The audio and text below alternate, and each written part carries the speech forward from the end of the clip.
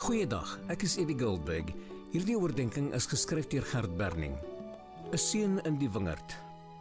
Jesus was besig om mense in die tempel te leer toe die priesterhoofde en die familiehoofde van die volk na hom toe kom en vra, Matteus 21 vers 23, met watter gesag doen u hierdie dinge en wie het u hierdie gesag gegee?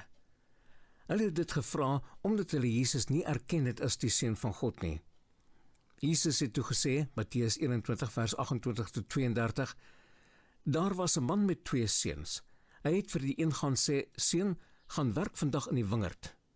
Ek wil nie, antwoord hy, maar later het hy spyt gekry en tog gegaan. Die man het toe na die ander seun toe gegaan en vir hom dieselfde gesê. Hy het toe geantwoord, goed pa, maar hy het nie gegaan nie. Wie van die 2 het gedoen wat hulle pa wou hê? Hulle sê, die eerste. Toe sê Jesus vir hulle, dit verseker ek julle, tollenaars en prostituie gaan eerder as julle in die koninkryk van God in.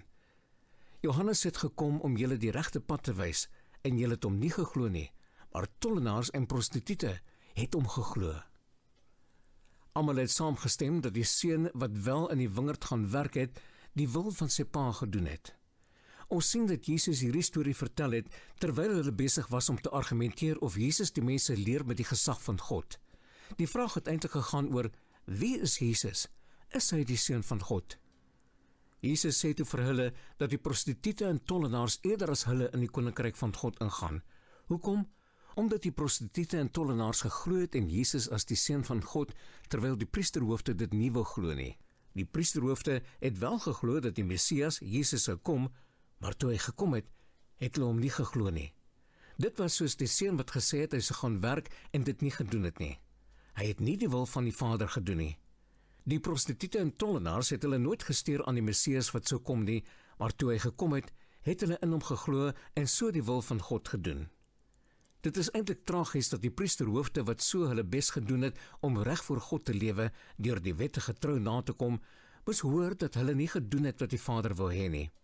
Hulle moes ook hoor dat die tollenaars en prostituie, wat deur hulle verag is, hulle sal voorgaan in die koninkryk van God, omdat hulle in Jesus geglo het. Glo ons dat Jesus die Seun van God is? Dit is die kern van die evangelie. As ons dit nie glo nie, is ons reeds veroordeel. Johannes 3 vers 16 tot 18, God het die wêreld so lief gehad, dat hy sy enigste seun gegee het, sodat die wat in hom glo nie verlore sal gaan nie, maar die ewige lewe sal hê. Wie in hom glo, word nie veroordeel nie. Wie nie glo nie, is reeds veroordeel, omdat hy nie in die enigste Seun van God glo nie. As ons nie glo dat Jesus die Seun van God is nie, maar glo dat ons die koninkryk van God sal binnegaan as ons net goeie mense is, mis ons die hele evangelie.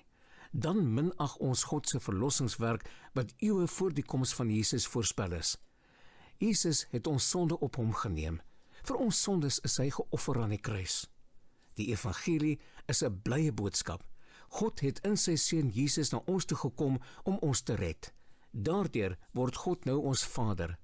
Laat ons nooit twyfel wie Jesus. Jesus, groot beamal, sterke verlosser, magtige Heer en Heiland, Immanuel.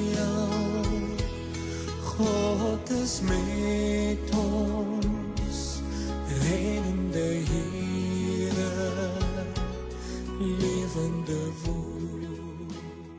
Is nie. Here Jesus, dankie dat ons kan weet dat U die Seun van God is en dat U gekom het om ons met God te versoen. Amen.